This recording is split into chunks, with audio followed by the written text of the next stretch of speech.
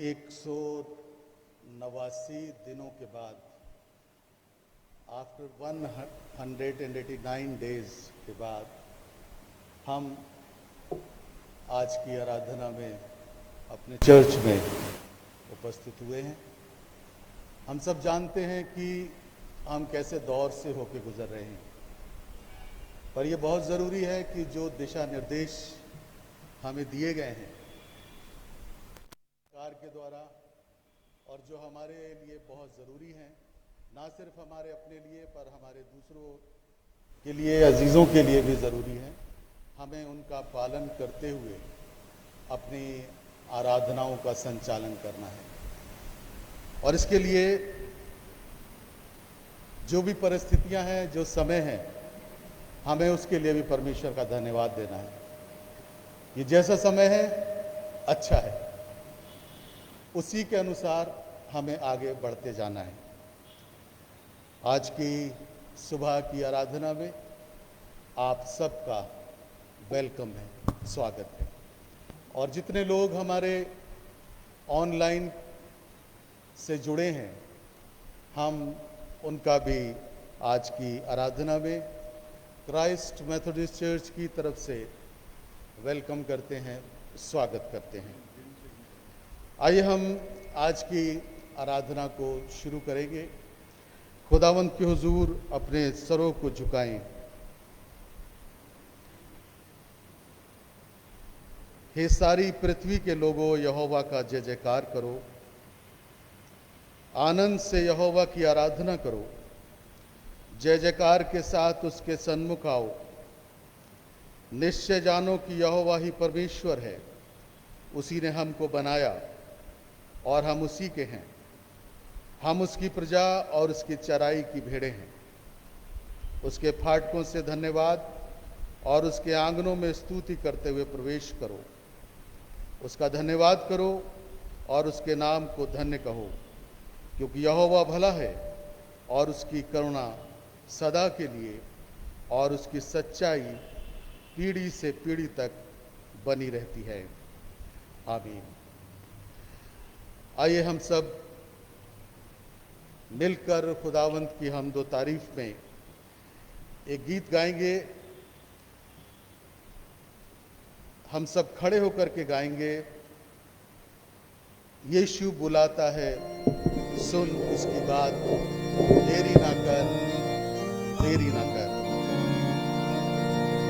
हम सब खड़े होकर के इस गीत में शरीक होंगे।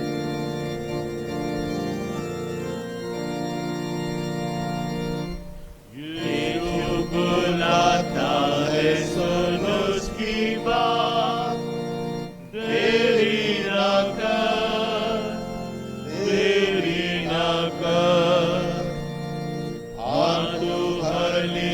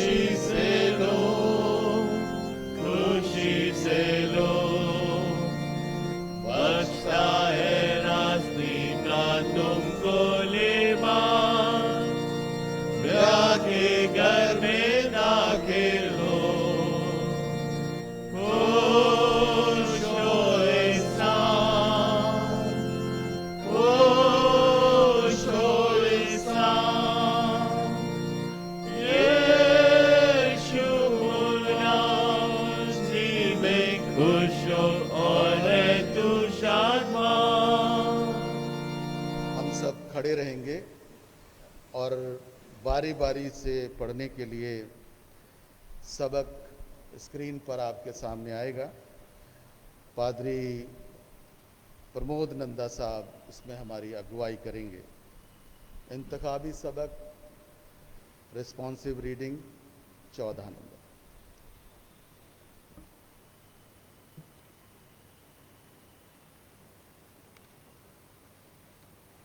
इंतखाबी सबक 14। खुदा हम पर रहम करे और हमको बरकत बख्शे और अपने चेहरे को हम पर जलवागर फरमाए, ताकि मेरी राह ज़मीन पर ज़ाहिर हो जाए और मेरी नजात सब कौमों पर। ऐ खुदा, लोग तेरी तारीफ़ करें, सब लोग तेरी तारीफ़ करें। उम्मतें खुश हो और खुशी से ललकारें, क्योंकि तू रास्ते से लोगों की अदालत करेगा और ज़मीन की उम्मतों पर हुकूमत करेगा। ऐ खुदा, लोग तेरी तारीफ़ करें, सब लोग तेरी तारीफ़ करें। ज़मीन ने अपनी पैदावार दे दी। यानी खुदा, हमारा खुदा हमको बरकत देगा। खुदा हमको बरकत देगा और ज़मीन के इंतहा तक सब लोग उसको मानेंगे। ज़मीन और उसकी मामूरी खुदावंद ही की है, क्योंकि उसने समुद्रों पर उसकी बुनियाद रखी और सैलाबों पर उसको कायम किया। खुदावंद के पहाड़ों पर कौन चढ़ेगा और उसके मुकद्दस मुकाम पर कौन खड़ा होगा? वही जिसके हाथ साफ है और जिसका दिल पाक है, जिसके बदौलत पर दिल नहीं लगाया और मकर से कसम नहीं खाई। वो खुदावंद की तरफ से बरकत पाएगा और नजात देने वाला खुदा की तरफ से सदाकत। यही उसके तालिबों की पुष्ट है। यही तेरे दीदार की दुआ है। ऐ फाटकों, अपने सिर बुलंद करो। ऐ अब्दी दरवाज़ों ऊंचे हो जाओ और जलाल का बादशाह दाखिल होगा। ये जलाल का बादशाह कौन है? खुदावंद। सब मिलकर, ऐ फाटकों, अपने सिर बुलंद करो। ऐ अब्दी दरवाज़ों, उनको बुलंद करो और जलाल का बादशाह दाखिल होगा। ये जलाल का बादशाह कौन है? लश्करों का खुदावंद, वही जलाल का बादशाह है।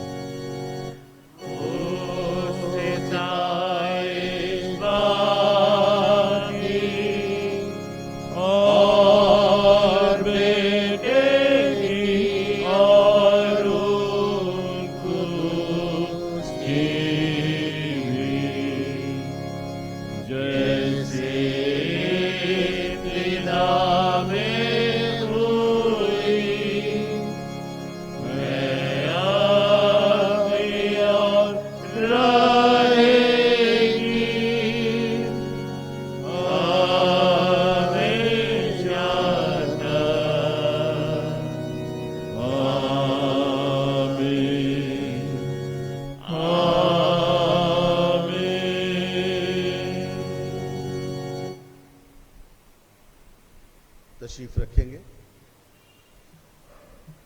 आइए हम सब प्रार्थना में मिलेंगे और प्रार्थना में हमारी अगुवाई पादरी के.बी. एडमंड साहब करेंगे।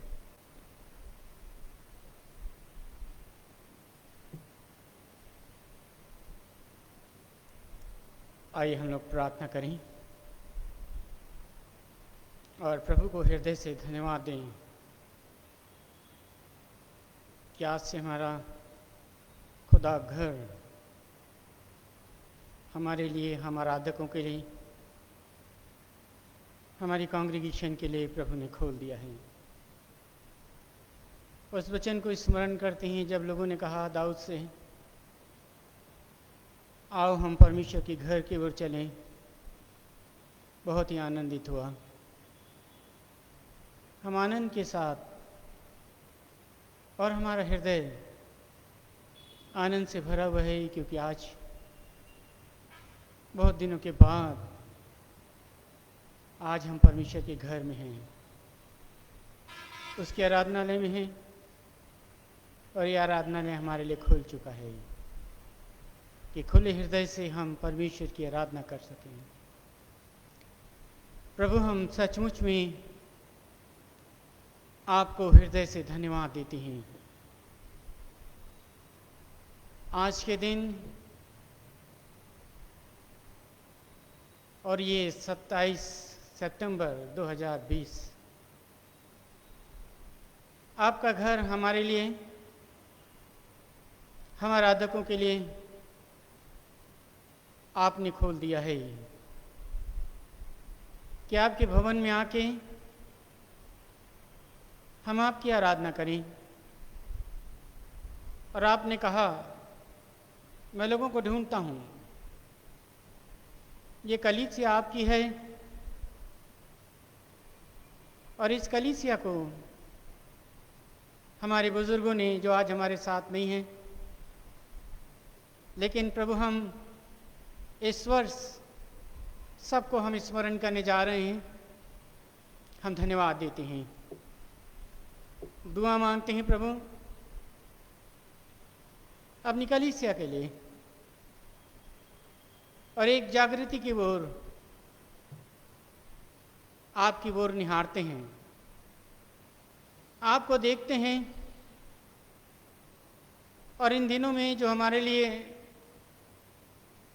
ये लॉकडाउन का पीरियड रहा, अपने घरों में ऑनलाइन वर्शिप के माध्यम से बहुत से लोगों ने आपकी नज़दीक का अनुभव किया और होने दीजिए जो अनुभव जो किया है वो कंटिन्यूशन में बनी रहे। अब जब हम आपकी आराधना आपके भवन में करते हैं प्रभु, हम अपने चारों पासबान आपके भवन में पुनः तरीके से प्रभु आपका अभिषेक मांगते हैं, आपकी सामर्थ को प्रभु हम अपने जीवन में बोलते हैं पिता, ताकि जो जिम्मेदारी हमारे पास्टर इंचार्ज, हमारे तीनों पासबान को आपने दिया है, हम बड़ी ईमानदारी और आप में होकर और आपकी सामर्थ्य में होकर प्रभु ये बड़ा काम है जो आपने हम चारों को अचारों के हाथ में सुसमाचार दिया है कि हम राज का विस्तार करें। विशेष हम प्रार्थना करते हैं अपने पास्टर इंचार्ज के लिए, उन्हें और स्ट्रांग आत्मा की भरपूरी दे, उन्हें अगुवाई दे, विजनरी बना, ताकि उसकी अगुवाई में जो भी समय हमको मिला है प्रभु हम तेरे काम को कर सकें। दुआ मांगते हैं प्रभु कलीसिया के प्रत्येक लोगों के लिए। इस बीच में बहुत से लोग आपने अपने पास बुला लिया और उस दुख की घड़ी को उन लोगों ने अनुभव किया। और आज खुदावन एक भाई रॉय सिंह जो आज साथ में नहीं है, आज उन्हें खाक सुपुर्द कर दिया जाएगा, उनके गमज़दा ख़ानदान को। और कल जो बहन के जो फ्यूनरल दिया है, और भी बहुत से लोग हैं खुदावन आज हमारे बीच से चले गए। हम दुआ मांगते हैं अपनी कलीसिया के लिए, छोटे बच्चे से लेकर बुजुर्ग तक सब हम आपकी संतान हैं।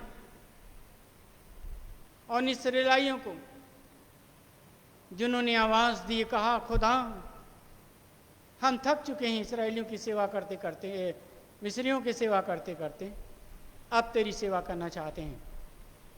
ऐ मेरे प्रभु हमारे जीवन में एहसास पैदा कर कि हम अब तेरी सेवा करें, बचे हुए समय को हम तुझको दें और हमारी इस कलीसिया में एक नई बेदारी की शुरुआत हो, नई बेदारी के एक आगाज हो।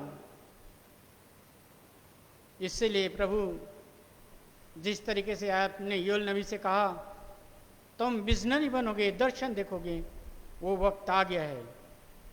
हमारे कलीसिया मुंडेल प्रभु देश पर दया कर, नित्य अपने देश को अपनी दुआओं में रखते हैं, क्योंकि प्रभु इसी देश के संविधान के अनुसार, देश के कॉन्स्टिट्यूशन के अनुसार हम सबको चलना है।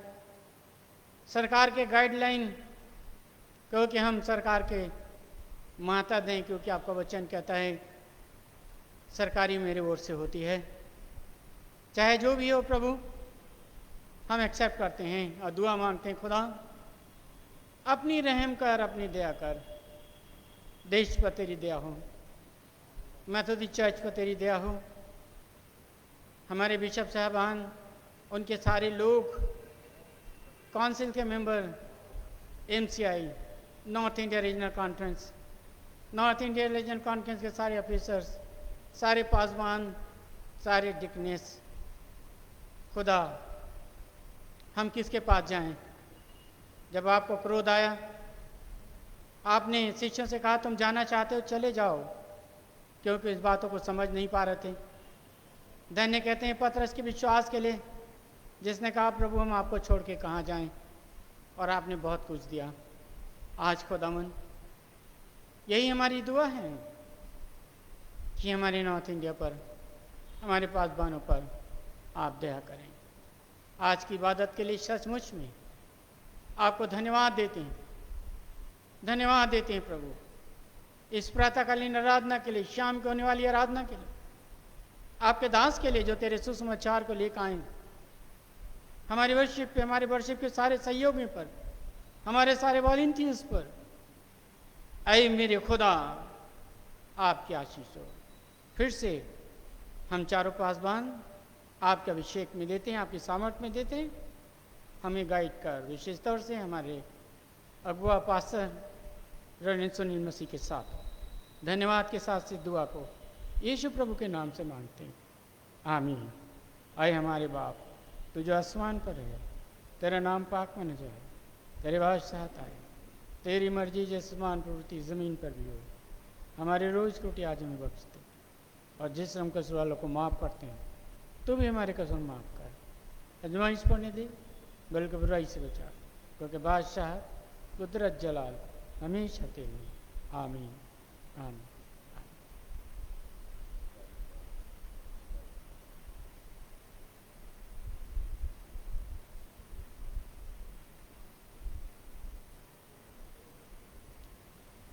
मैं आपके सामने पढ़ूंगा जो आज के मेरे और आपके मेडिटेशन के लिए, जो मनन और चिंतन के लिए है।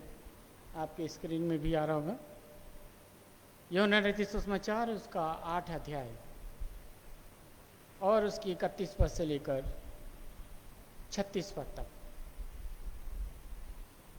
तब यीशु ने उन यहूदियों से जिन्होंने उस पर विश्वास किया था कहा, यदि तुम मेरे वचन में बने रहोगे तो सचमुच मेरे चेले ठहरोगे। तुम सत्य को जानोगे, सत्य तुम्हें स्वतंत्र करेगा। उन्होंने उसको उत्तर दिया, हम तो अब्राहम के वंश से हैं और कभी किसी के दास नहीं हुए, फिर तू कैसे कहता है कि तुम स्वतंत्र हो जाओगे? यीशु ने उनको उत्तर दिया, मैं तुमसे सच सच कहता हूँ, जो कोई पाप करता है वह पाप का दास है। और दास सदा घर में नहीं रहता, परंतु पुत्र सदा रहता है। इसलिए यदि तुम पुत्र तुम्हें स्वतंत्र करेगा तो सचमुच तुम स्वतंत्र हो जाओगे। परमेश्वर अपने वचन के पढ़े और सुने जाने पर हम सबको आशीष दे। आमीन।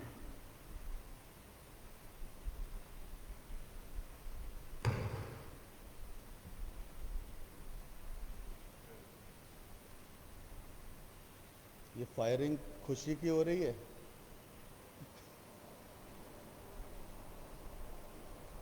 एक बार फिर से आप सबका स्वागत करते हैं और अपने चारों पासवानों की तरफ से हर एक मेंबर का जो यहाँ उपस्थित हैं, जो ऑनलाइन सर्विस से जुड़े हैं, उन सब का हम वेलकम करते हैं। चर्च से संबंधित जो सूचनाएं हैं वो भी मेहरबानी से सुन लें। जैसा गाइडलाइंस में दिया गया है, जो गवर्नमेंट और चर्च की गाइडलाइन आप सब तक पहुंचाने की कोशिश की थी, और उम्मीद है कि ज़्यादातर लोगों ने उसको पढ़ा होगा। उसमें वेंसडे फेलोशिप का जिक्र किया था कि अगर लोग संडे के अलावा जो बच जाएं वेंसडे में आ सकते हैं, तो वेंसडे में अभी तक किसी ने अपना इंटरेस्ट दिखाया नहीं है। कोई बात नहीं, उसमें कोई ऐसी परेशानी की बात नहीं है, पर मुझे लग रहा है कि हम वेंसडे फेलोशिप जिस तरह से घर से ऑनलाइन कर रहे थे उसी तरह ही करेंगे। तो वेंसडे की जो हमारी प्रेयर मीटिंग होगी वो पहले की तरह शाम को 6 बजे होगी। आने वाले जो बुधवार है, वेंसडे है, उस दिन 6 बजे होगी। 5:30 बताया था, पर वो 6 बजे होगी। अक्टूबर से हम इसको टाइम को चेंज करेंगे। संडे वर्शिप सर्विस हमारी दोनों वर्शिप सुबह 10 बजे पहली वर्शिप और शाम को 5 बजे दूसरी वर्शिप होगी।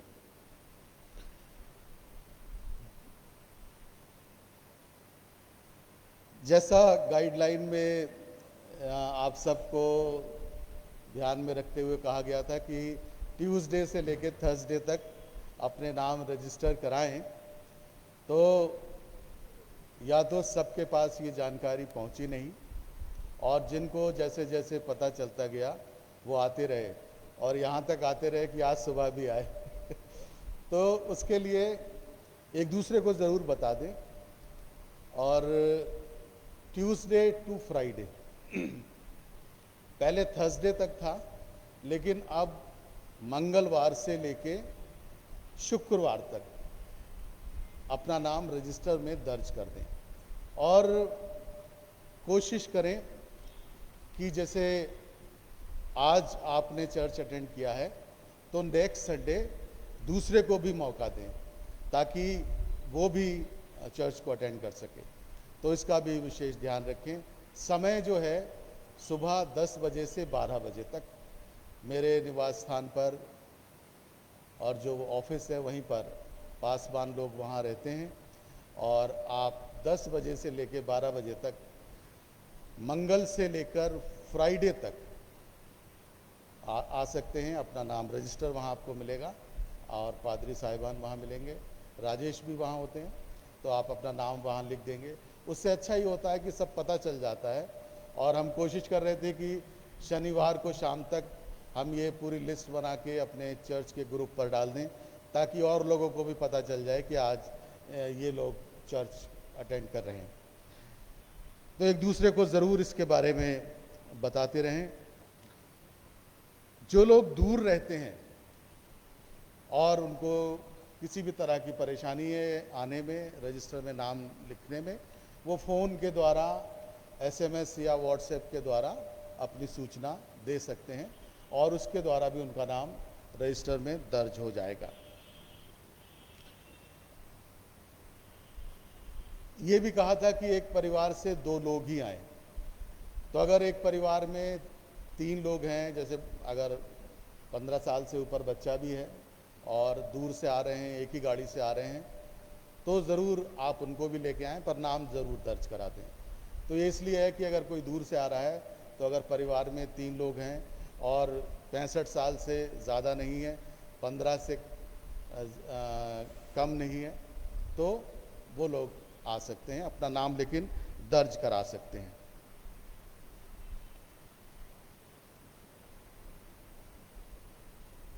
और आज जैसे आप लोग आए थे, तो आप सब ने उनका फॉलो किया है, रूल्स का स्कैन कराया है, सैनिटाइज किया है, और आप सब लोग मास्क पहन कर आए हैं।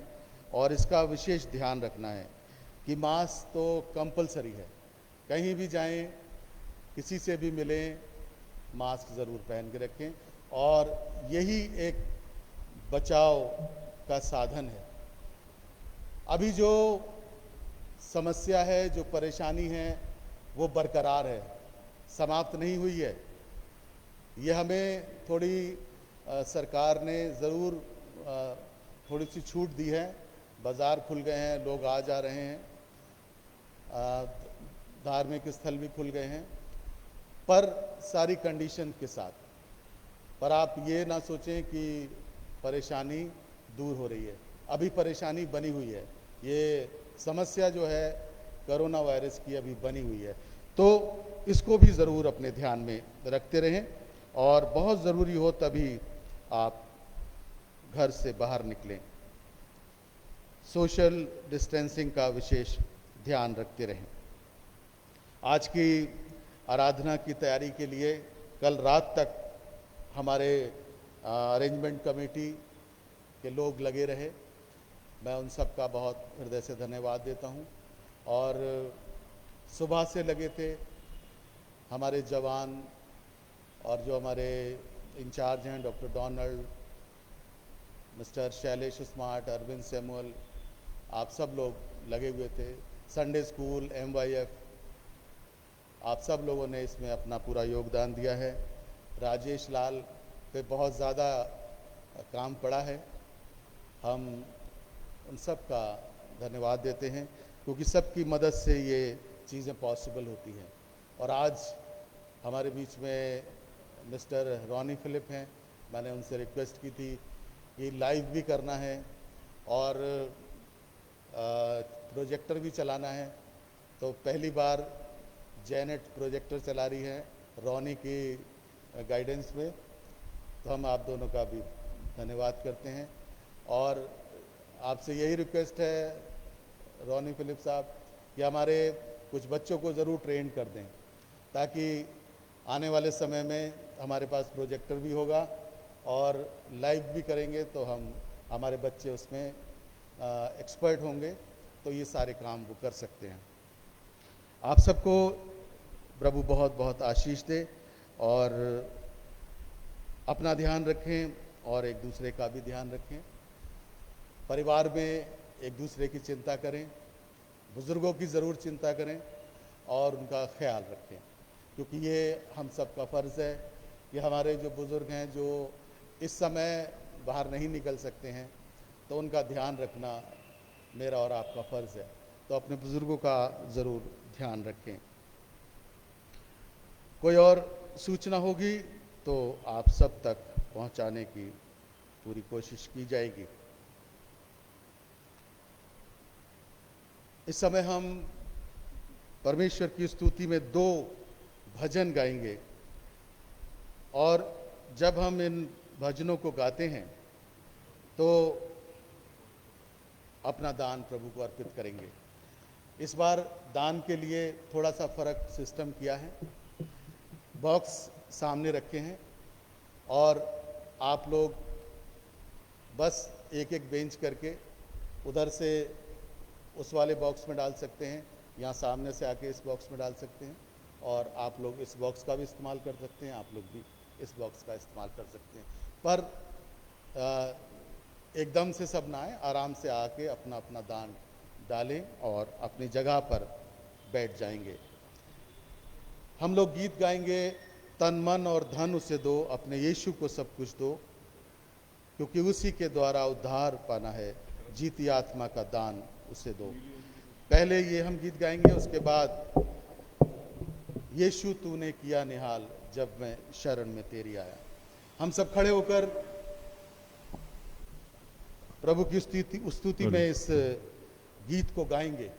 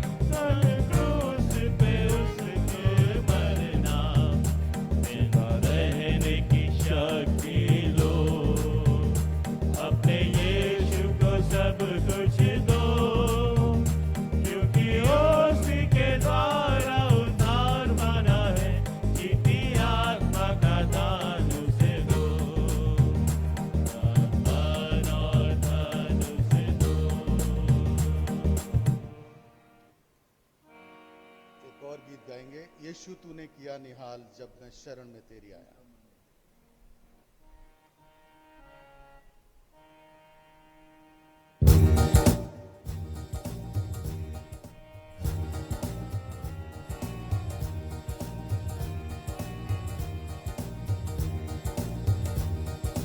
यीशु तूने किया निहाल जब मैं शरण में तेरी आया।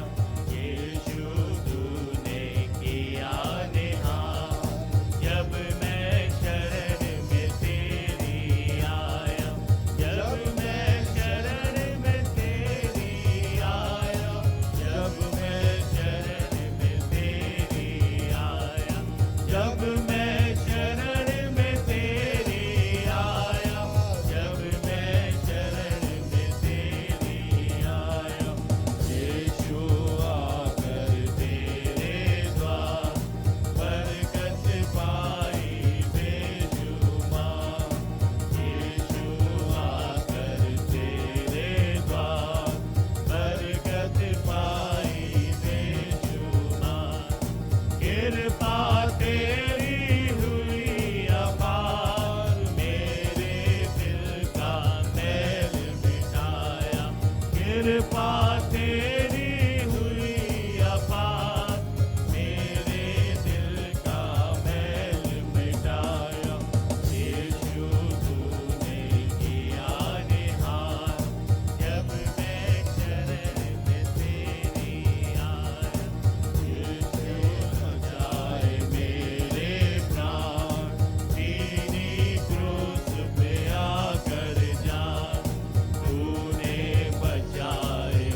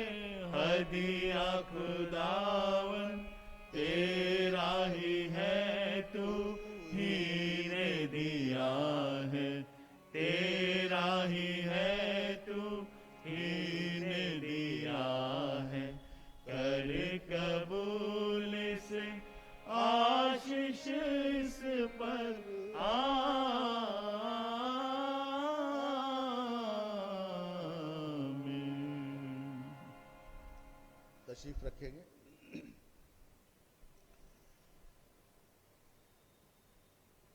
सफाई के लिए जो पूरे कैंपस की नगर निगम के द्वारा हुई है और मिस्टर बबलू हरमन ने इसमें अपना योगदान दिया है और उन्हीं के द्वारा सब हुई है। और आप लोग आ रहे होंगे तो चूना भी पड़ा है मिशन कंपाउंड से लेके चर्च तक, गेट तक। तो हम बबलू हरमन के भी हृदय से धन्यवाद देते हैं कि वो समय समय पर चर्च की सफाई को लेके अपना योगदान पूरा देते हैं। प्रभु इनको बहुत बरकत दे। अब ये मौका होगा कि हम आज का वचन पादरी प्रमोद नंदा साहब के द्वारा सुनेंगे।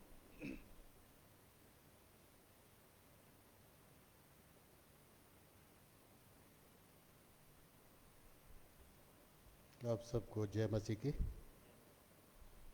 परमेश्वर का धन्यवाद हो कि उसने एक लंबे समय के बाद हम सबको ये मौका दिया कि हम सब इकट्ठा होकर उसकी स्तुति और उसकी आराधना कर सकें। और ये सब कुछ संभव हो पाया तो परमेश्वर की दया से।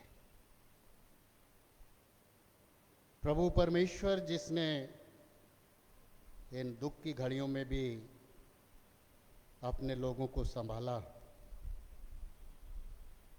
उस प्रभु को जानना हमारे लिए बहुत ज़रूरी है। उस पर भरोसा करना हमारे जीवन की सामर्थ्य के लिए ज़रूरी है, क्योंकि वो प्रभु जिसने हमसे वादा किया है कि मैं ना तो तुम्हें छोड़ूंगा और ना त्यागूंगा, वो अपने वादों को हमारे जीवन में समय समय पर पूरा करता चला जाता है। आज जैसा कि आपके सामने पादी साहब ने पढ़ा, यूहन्ना रचित सुसमाचार और उसका 8वां अध्याय 31 पद से 36 पद तक। 32वें पद पर हम ध्यान करेंगे। सत्य को जानो, सत्य तुम्हें स्वतंत्र करेगा। आइए हम दुआ मांगे। सर्व सामर्थी दयालु पिता, तेरा हृदय से धन्यवाद देते हैं आज के दिन के लिए कि तूने हम सबको इकट्ठा किया कि एक मन और एक चित्त होकर हम तेरी स्तुति करें। सच में प्रभु तू महान प्रभु है। शैतान समय समय पर हमारे जीवन को भटकाता है या हमें तुझसे दूर करना चाहता है, लेकिन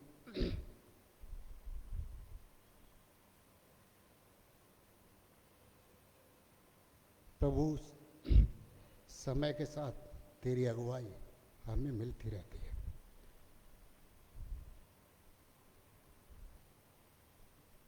इसलिए प्रभु हम धन्यवाद देते हैं आज के इस समय के लिए और तुझसे यही प्रार्थना करते हैं कि जो भी वचन का बीज बोया जाए वो बहुत से जीवनों में फल लाए और अपने दास को अपने हाथों में लेना,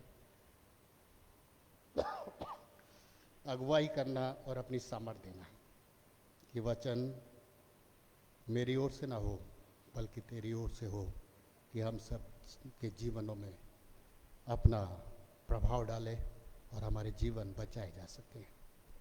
जितने भी इस वक्त ऑनलाइन जुड़े हुए हैं प्रभु, उन सब को भी हम तेरे सामर्थ्य हाथों में देते हैं।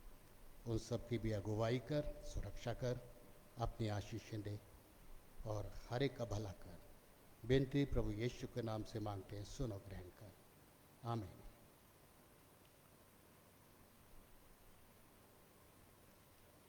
बाइबल हमें बार बार इस बात को दोहराती है कि हम सत्य को जाने या सच्चाई को पहचाने। ऐसा ही नीति वचन 23 अध्याय और 23 पद में बादशाह सुलेमान कहता है कि सच्चाई को मोल ले, उसे बेच मत। और इसी तरह वो कहता है कि हे लोगों, भलाई को ढूंढो, बुराई को नहीं। सच्चाई, सत्य, भलाई क्या है, इस पर विचार करना है। जीवन की या संसार की कोई भी वस्तु ऐसी नहीं जो शाश्वत हो, सदा रहने वाली हो, जिसमें कोई बदलाव ना आता हो और जो समाप्त ना होते हो, क्योंकि सारी वस्तुएं, जैसा वचन कहता है कि जाती रहेंगी, क्योंकि सब कुछ व्यर्थ ही व्यर्थ है। लेकिन प्रभु यीशु यूहन्ना रचित सुसमाचार उसका 14वां अध्याय और 1 पद से 6 पद तक अगर हम देखें, वहां प्रभु कहता है कि तुम्हारा मन न घबराए, तुम परमेश्वर पर भरोसा रखते हो, मुझ पर भी भरोसा रखो। मेरे पिता के घर में बहुत से रहने के स्थान है, मैं जाता हूं ताकि तुम्हारे लिए जगह तैयार करूं, और जहां मैं जाता हूं तुम वहां का मार्ग जानते हो। थोमा ने कहा, हे प्रभु, जब हम ये नहीं जानते कि तू कहां जाता है तो मार्ग कैसे जाने। 6 पद में प्रभु यीशु ने उससे कहा कि मार्ग और सत्य और जीवन मैं ही हूं, बिना मेरे द्वारा कोई पिता के पास नहीं पहुंच सकता। मेरे अजीजों, अब प्रश्न ये उठता है कि कितने लोग हैं जिन्होंने परमेश्वर के सत्य को जाना, उसको पहचाना, उसकी आज्ञाओं का पालन किया, जैसे जैसे परमेश्वर ने चाहा उन्होंने अपने जीवन से किया। यदि हम उत्पत्ति की पुस्तक और उसके 17 अध्याय को देखें तो वहां शुरू से ही ये बात लिखी हुई है कि परमेश्वर ने अब्राहम को नॉट अब्राहम को आवाज दी कि इन लोगों के बीच में से निकला।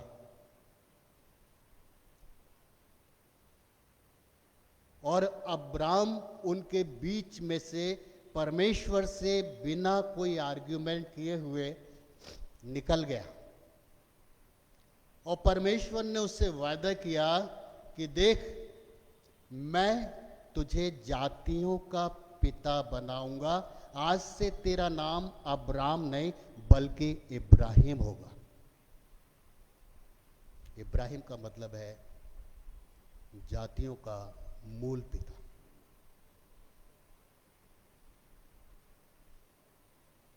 अब्राहम का मतलब है बहुत से लोगों का पिता।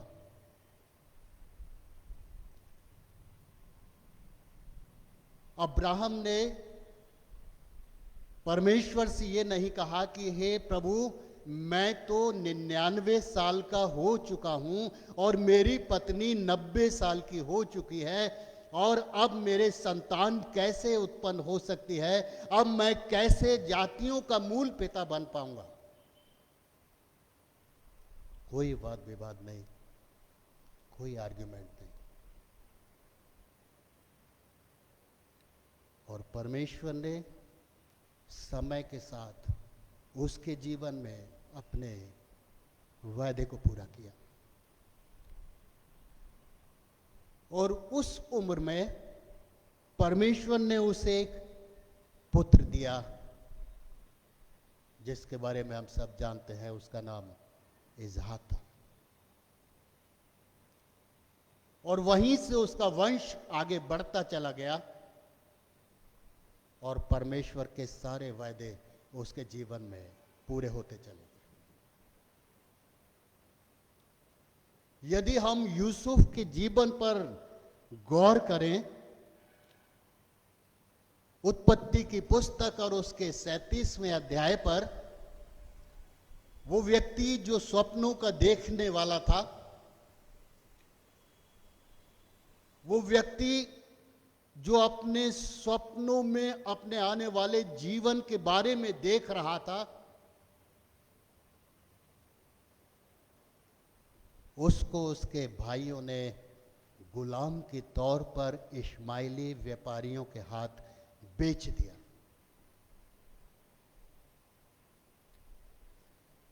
परमेश्वर अपनी योजनाओं को बड़े अद्भुत तरीके से पूरा करता है। उन सपनों को, उन ख्वाबों को पूरा करने के लिए परमेश्वर ने पहले यूसुफ को गुलामी की हालत में उन इश्माइलियों के हाथ में सौंपा, और जब वो मिस्र में पहुंचा, मिस्र में उन इश्माइलियों के द्वारा बेचा गया, तब धीरे धीरे धीरे धीरे वो उस पद तक पहुंचा, उस स्थान तक पहुंचा जो वहां के बादशाह या वहां के राजा फ़िरौन के बाद हुआ करता था। उसको सारे मिस्र का अधिकार वहां के राजा ने दे दिया और सारी वस्तुओं पर उसको पूरा पूरा हक था,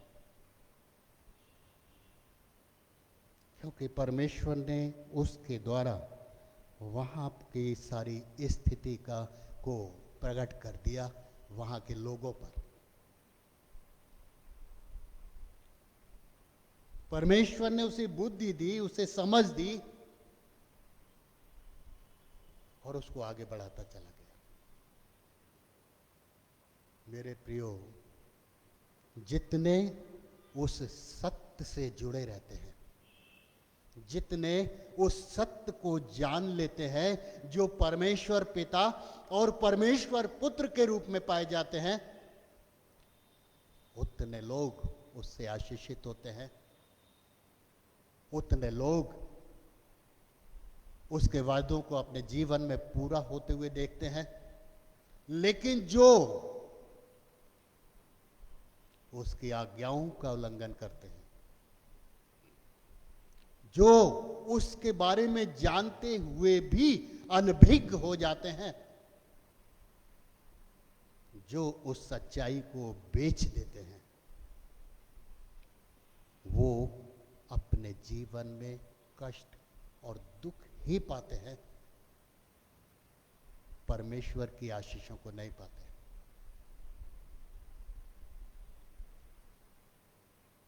यदि हम शमशून के जीवन पर विचार करें, जो परमेश्वर का नाजीर था, जिसके सर पर कभी उस्तरा नहीं चला था, जिसके बालों को कभी उतारा नहीं गया था,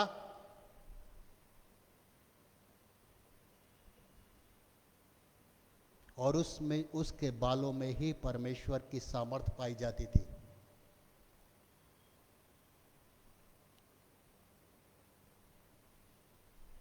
उसने अपनी सामर्थ के द्वारा शत्रुओं को परास्त किया, लेकिन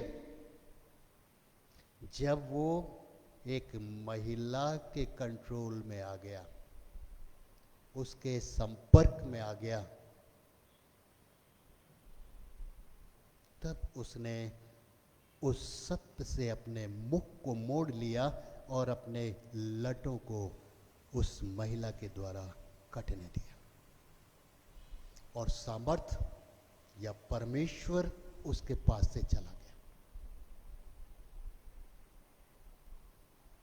जब हम अपने सोच के अनुसार अपने जीवन को आगे बढ़ाते हैं और परमेश्वर को दरकिनार कर देते हैं, तब परमेश्वर का कर्ज, उसका शाप हमारे जीवन में आता है।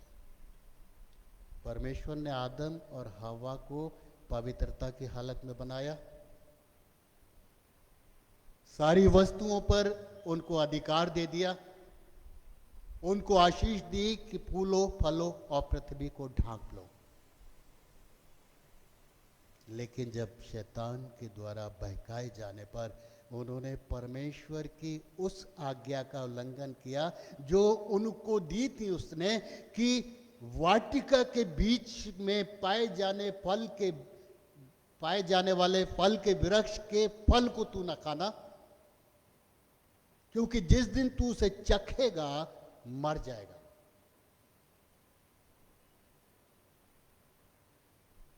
पर हव्वा ने उसको खुद भी खाया और अपने पति को भी खिलाया। फल मायने नहीं रखता है, मायने रखता है परमेश्वर की आज्ञा का उल्लंघन। कोई नहीं जानता कि वो फल क्या था, लेकिन ये सब जानते हैं कि उस फल को खाकर आदम और हव्वा ने परमेश्वर की आज्ञा का उल्लंघन किया। और जब परमेश्वर दिन के ठंडे समय में, जैसे वो रोजाना उनसे मिलने आता था, उनसे मिलने आया, सब कुछ जानते हुए भी उसने आवाज दी, आदम तू कहाँ है? क्योंकि उन्हें अपनी गलती का एहसास हो चुका था, इसलिए वो झाड़ियों में छिपे हुए थे। पवित्रता उनके पास से जा चुकी थी। वो पवित्र वस्त्र जिसके द्वारा वो अपने नंगेपन को महसूस नहीं कर पा रहे थे, वो सारी चीजें उनके पास से जा चुकी थी, इसलिए वो अपने आप को झाड़ियों में छिपाए बैठे थे। और झाड़ियों में से आवाज आई कि हे परमेश्वर, मैं यहां हूं। तू झाड़ियों में क्यों छिपा है? हे परमेश्वर, क्योंकि मैं नंगा हूं। क्या तूने उस फल को खा लिया? हे परमेश्वर, जिस स्त्री को तूने मेरे साथ के लिए बनाया था उसने मुझे खिला दिया। स्त्री से पूछा गया, उसने शैतान पर दोषारोपण कर दिया। पाप बढ़ता चला गया और आदम और हव्वा को परमेश्वर की ओर से ये शाप मिला कि तुम मिट्टी से बने हो और फिर मिट्टी में मिल जाओगे। तुम्हारा अस्तित्व, जिसको मैंने सदा रहने के लिए बनाया था, समाप्त हो जाएगा समय के साथ। तुम मेरी संगति से अब दूर हो जाओगे, इसलिए सारे कष्ट तुम्हारे जीवन में आएंगे। सांप से कहा कि तू सारे जीव जंतुओं में धूर्त है, इसलिए तू आज से पेट के बल चलेगा और मिट्टी चाटेगा। हव्वा से कहा कि तूने जो ये किया है, इसलिए तू दर्द से संतान को जन्म देगी और तेरी दृष्टि तेरे पति पर लगी रहेगी। तू खुद में इतनी सामर्थ्य नहीं होगी, बल्कि तू दूसरे पर आशा भरी दृष्टि को लगाई रहेगी। आदम से कहा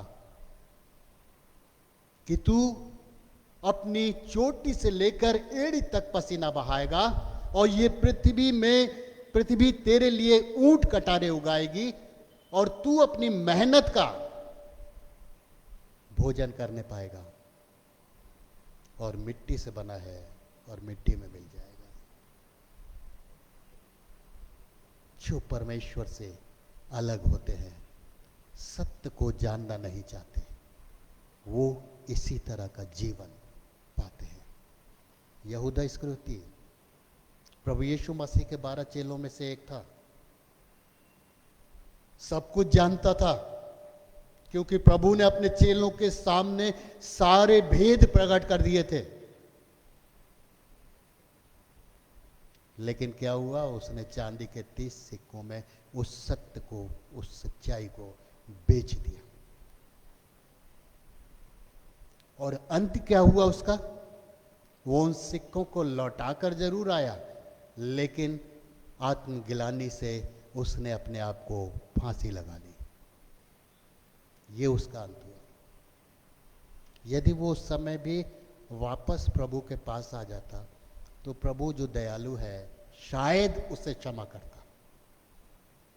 क्योंकि जब उस डाकू को, जो अपने जीवन के अंतिम क्षणों में उससे प्रार्थना कर रहा था कि हे मेरे प्रभु, जब तू अपने राज्य में आए तो मेरी भी सुधि लेना, और प्रभु ने उसे तुरंत वादा दिया कि आज ही तू मेरे साथ अधोलोक में या स्वर्गलोक में होगा। वो आज भी अपने वादों को पूरा करने वाला परमेश्वर है। हम में से बहुत से लोग उस सत्य को जानना चाहते हैं, लेकिन कुछ हैं जो अपनी लालसाओं के चलते संसार की चमक दमक को देखते हुए पाना तो चाहते हैं उस सत्य को, लेकिन हार जाते हैं उन सारी वस्तुओं के सामने जो हमें परमेश्वर के नजदीक से दूर करना चाहते हैं। अपनी आवश्यकताओं को पूरा करना ये बुरा नहीं है, लेकिन गलत रास्तों पर कदम रखकर उन वस्तुओं को पाना जो दूसरे के पास है, मेरे पास क्यों नहीं है, ये गलत है। एक बार एक जवान एक साधु के पास पहुंचा और उससे बोला, हे साधु जी, मैं एक सिद्धि पाना चाहता हूं, क्या आप मुझे कोई ऐसा मंत्र देंगे जिससे मैं सिद्धि प्राप्त कर लूं? क्योंकि वो मांगने गया था, उस साधु से याचना कर रहा था। उसने कहा, हाँ मैं देता हूं। और जब उसने उस जवान को मंत्र दे दिया और उससे कहा कि इसको 100 बार पढ़ना, तब तुम्हें सिद्धि प्राप्त होगी। और वो जवान जैसे ही वहां से उठा और चलने लगा, साधु जी ने कहा कि सुनो सुनो बेटा, एक बात मेरी सुनते जाओ। इसके साथ एक रिस्ट्रिक्शन है, और वो रिस्ट्रिक्शन ये है कि बंदर का ख्याल भी तुम्हारे दिलो दिमाग में नहीं आना चाहिए। कुछ नहीं साधु जी, मैंने आज तक कभी बंदर के बारे में सोचा ही नहीं है। और वो चला गया, और जाकर एकांत में जब उस मंत्र को उसने पढ़ना शुरू किया कि उसके सामने बंदरों की छवि आने लगी। जैसे जैसे वो मंत्र में आगे बढ़ रहा था, वैसे वैसे उसको ऐसा लग रहा था कि बंदर मेरे चारों ओर मंडरा रहे हैं। और उसने उस मंत्र को बीच में छोड़ दिया और साधु जी से आके कहा कि ये मंत्र आप रखिए, मैं इसको पूरा नहीं कर सकता। हम परमेश्वर को पाना चाहते हैं, परमेश्वर की अभिलाषा रखते हैं, लेकिन हमारे मन की जो सांसारिक अभिलाषाएं हैं, ये मन की जो चमक, संसार की जो चमक दमक है, वो हमारे मन को भटका देती है। उस प्रभु को पाने में एक बाधा बन जाती है। मेरे प्रियो, उस सत्य को जानना है तो हमें बहुत सी चीजों का त्याग करना होगा, क्योंकि कुछ पाने के लिए कुछ खोना पड़ता है। परमेश्वर का वचन कहता है पहले तुम स्वर्गीय राज्य या मेरे राज्य की खोज करो तो ये सारी वस्तुएं भी तुम्हें मिल जाएंगी। क्या हम उस खोज में हैं? सच्चाई के साथ, पूरे मन से,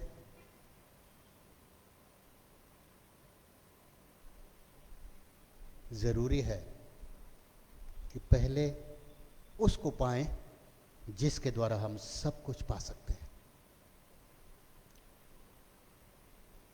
ऐसे ही एक राजा ने अपने बर्थडे पर लोगों को बुलाया और अपने वजीर से कहा कि खजाने के मुंह को खोल दो क्योंकि आज मैं बहुत खुश हूं। लोग आए, अच्छा खाना खाया और उसने लोगों से कह दिया था कि जो जिसको चाहिए और जितना चाहिए वो ले जाए। लोग अपने साथ बड़े बड़े थैले या बोरियां लेकर आए। जितना वो उस धन को उठा सकते थे उस सामर्थ्य के अनुसार वो अपने साथ उस धन को बटोरने के लिए ऐसी वस्तुओं को लाए जिनमें वो उसको भर सके। और जब लोग लगे हुए थे तब एक व्यक्ति दूर खड़ा हुआ, खामोश था। राजा की नजर उस पर पड़ी और उसने एक सेवक से उसको बुलवाया और उससे पूछा कि सब लोग धन को लेने के होड़ में लगे हुए हैं लेकिन तुम एक स्थान पर शांत खड़े हुए हो। उसने कहा, राजा, जो मुझको चाहिए वो तू मुझे दे नहीं सकता। ये लोग तो धन की खोज में है, सांसारिक वस्तुओं की खोज में है, लेकिन जो मुझे चाहिए वो तो मुझे दे नहीं सकता। उसने कहा, मांगो। उसने कहा, राजा, मैं इस धन दौलत को नहीं चाहता, मैं तुझको चाहता हूं और जब तू मेरा होगा तो सब कुछ मेरा हो जाएगा। पहले तुम मेरे राज्य की खोज करो तो ये सारी वस्तुएं भी तुम्हें मिल जाएंगी। और जो सत्य को जान लेता है वो अपने जीवन में आशीषित होता है। सुलेमान ने जब मंदिर को बनवाने के बाद परमेश्वर की आराधना की, परमेश्वर ने उसकी भक्ति को देखकर, उसकी धार्मिकता को देखकर उससे कहा कि मांग, जो कुछ तुझे मांगना है। उसने कहा, हे प्रभु, तूने मुझे सब कुछ दिया है, इस्राएल जाति का राजा बना दिया, अब तूने न्याय ठहराया है, इसलिए एक ही चीज मांगता हूं कि तू इनका न्याय करने के लिए अपनी बुद्धि मुझे दे दे। केवल एक हल्का सा टच हमारे जीवन को बदल देता है परमेश्वर के।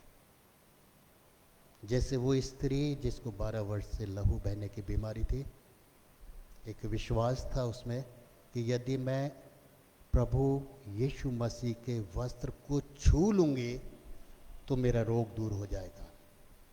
बड़ी भीड़ में घुसकर उसने प्रभु के वस्त्र को छुआ और चंगाई पाई। मुझे और आपको भी उस प्रभु के एक छोटा सा अंश भी अगर मिल जाए तो हम अपने जीवन में इस लायक हो जाते हैं कि उसके पुत्र और पुत्रियां कहला सके। इसलिए अपने जीवन पर विचार करें, उस सत्य को जानें और पापों के दासत्व से स्वतंत्रता प्राप्त करें। परमेश्वर हम सबको अपनी सामर्थ और अपनी आशीषें देवे। आमीन। दुआ। प्रभु हमारे सामर्थी पिता, तेरा धन्यवाद हो प्रभु, तेरे इस वचन के लिए। होने दे कि ये वचन हमारे जीवनों में अपना स्थान बनाए और हम तुझ में सामर्थी होते चले जाएं, तुझ में बढ़ते जाएं, तुझको जाने और तेरी आशीषों को पा सकें। हम सबकी अगुवाई कर। विनती प्रभु यीशु के नाम से मांगते हैं, सुन और ग्रहण कर। आमीन।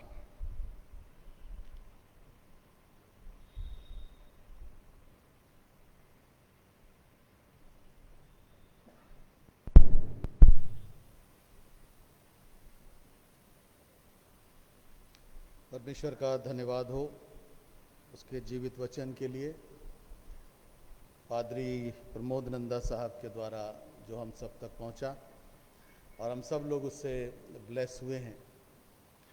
आइए आखिर में हम सब खड़े होकर एक कोरस गाएंगे, काश कि यीशु की खूबियाँ मुझ में हों। काश कि यीशु की खूबियाँ मुझ में हो, उसका जोश और मोहब्बत मिले मुझको, रोए लाए तू आ और फिर मुझको झेला। काश कि यीशु की खूबियाँ मुझ में हो। आमीन। और अब हमारे प्रभु यीशु क्रिस्ट का अनुग्रह, परमेश्वर पिता का प्रेम, पवित्र आत्मा की सहभागिता हम में से प्रत्येक जन के साथ अब से अब तक होती रहे। आमीन। आमीन।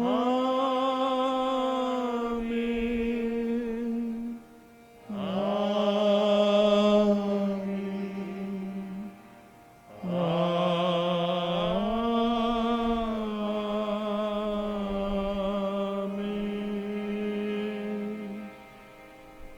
तशरीफ रखिए।